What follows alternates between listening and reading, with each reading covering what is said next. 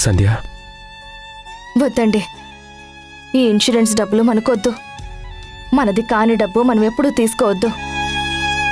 అయినా రాజేష్ గారు ఇంట్లో అన్ని సమస్యలు పెట్టుకుని భార్య అనుమానిస్తుందని తెలిసి కూడా ఇలా చెప్పా పెట్టకుండా డబ్బు కట్టి ఎందుకు ఇన్సూరెన్స్ తీసుకున్నారు?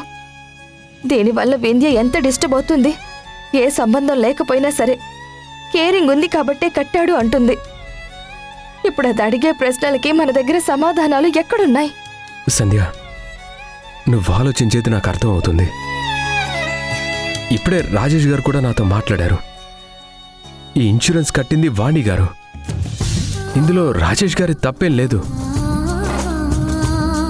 ఏ తప్పు లేకపోయినా వింధ్య సూటిపోటి మాటలతో బలైపోతుంది మనం కదండి. ఈ విషయం తెలిసి వింధ్య ఎలా రియాక్ట్ అవుతుందో, ఎదురు పడితే ఎలా మాట్లాడుతుందో అది తలుచుకుంటేనే నాకు చాలా భయంగా ఉంది. ఆవిడ గారు నంగ నచ్చి పనులన్నీ చేసి నాకు ఎదురు పడగానే అమాయకంగా ఫేస్ పెట్టి, వింధ్యా నన్ను నమ్మవే, నిజంగా నాకేం తెలీదంటూ దొంగ నాటకాలు ఆడుతుంది. నా కాపురం కూల్చి అసలు అదేం బాగుపడుతుంది? అయినా అది నా కాపురం కూల్చేదాకా వచ్చాక నేను దాన్ని వదిలేస్తానా? దాని గురించి ఆలోచించనా? ఈరోజు నేను ఎంత మదన పడుతున్నానో, ఎంత స్ట్రగుల్ అవుతున్నానో అంతకంటే రెట్టింపు నీకు వడ్డీతో సహా చెల్లిస్తాను. జీవితం అంటేనే తెలియని విసుగొచ్చేస్తుందండి.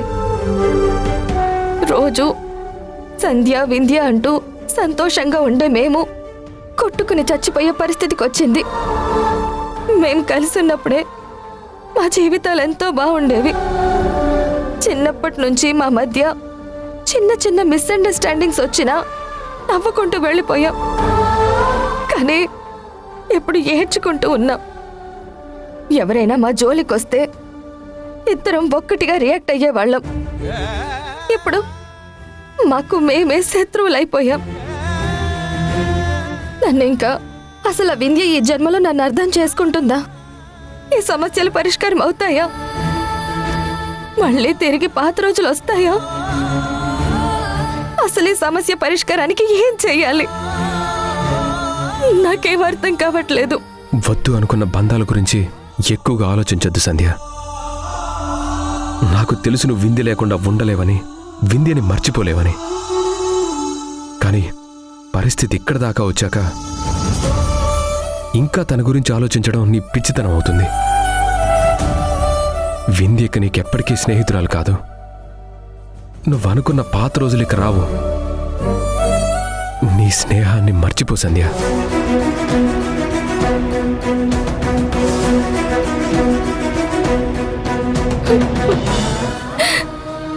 వింధ్యని మర్చిపోయి నా స్నేహాన్ని వదిలేసి ఎలా బ్రతకగలను?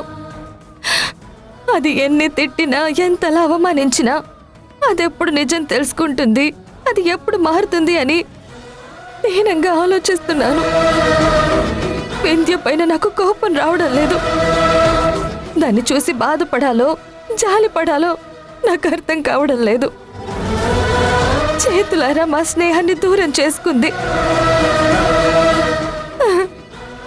వింధ్య, నువ్వెప్పుడు మారుతావే? ఎప్పుడు నన్ను అర్థం చేసుకుంటావు?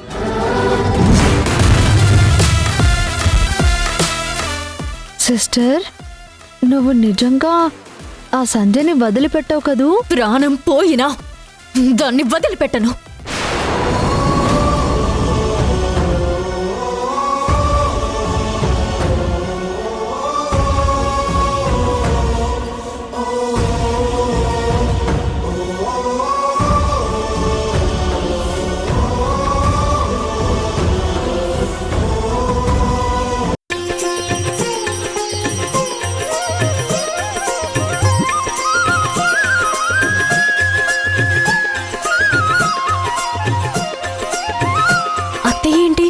ఎన్నడూ లేని ఈ రోజు పూజ చేస్తున్నారు.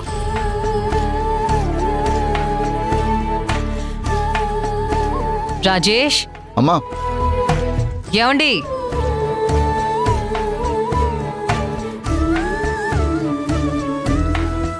మౌనిక,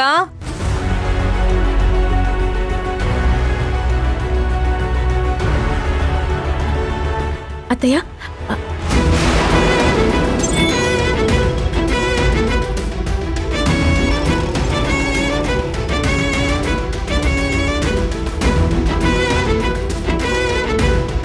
మౌనిక తనకివ్వు.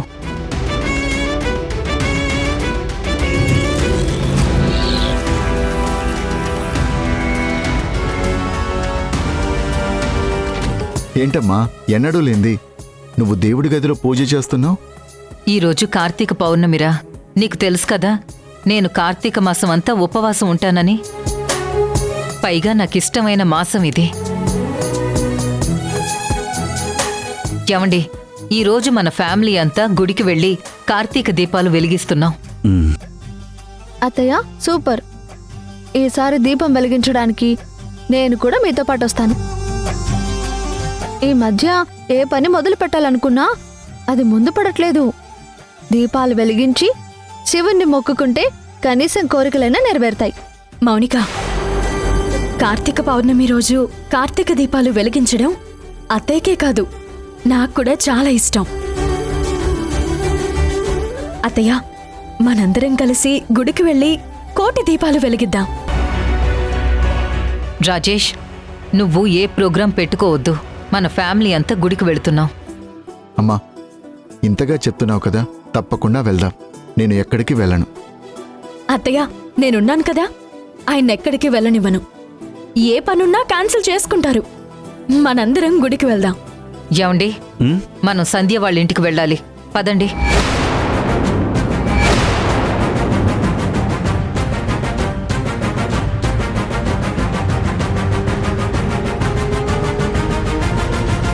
ఏంటండి అలా చూస్తున్నారు? నేను కరెక్ట్గానే చెప్పాను.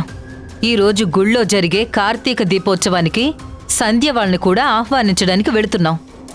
ఏంటమ్మా ఇది? ఇంత పెద్ద ఇష్యూ అవుతుంటే నువ్వు సంధ్య గారి వాళ్ళ ఫ్యామిలీని పిలిస్తే మళ్ళీ కొత్త కొత్త గొడవలు అవుతాయి. ప్లీజ్ అమ్మా. చూడు, ఎవరికి ఇష్టం ఉన్నా లేకపోయినా ఈ కార్తీక దీపోత్సవానికి సంధ్య కుటుంబం అంతా వస్తున్నారు. ఇష్టం ఉన్నవాళ్లు వస్తారు, ఇష్టం లేని వాళ్ళు రారు. అర్థమైందా? అమ్మా అది కాదమ్మా. నీకిష్టం ఉన్నా లేకపోయినా నువ్వు ఖచ్చితంగా రావాలి. ఎందుకంటే ఈ దీపాలు వెలిగించేది నీ జీవితం బావుండాలనే. అది కరెక్టేనమ్మా, కానీ సంధ్య వాళ్ళెందుకు? సంధ్య వాళ్ళ లైఫ్ కూడా బావుండాలి కదరా. ఈ మధ్య తను మన వల్ల ఎంతో సఫర్ అవుతుంది, చాలా బాధపడుతుంది. అందుకనే వాళ్ళని కూడా పిలుస్తాను. ఏమండి, మనం వెళ్ళి వాళ్ళని గుడికి రమ్మని చెప్దాం. పదండి.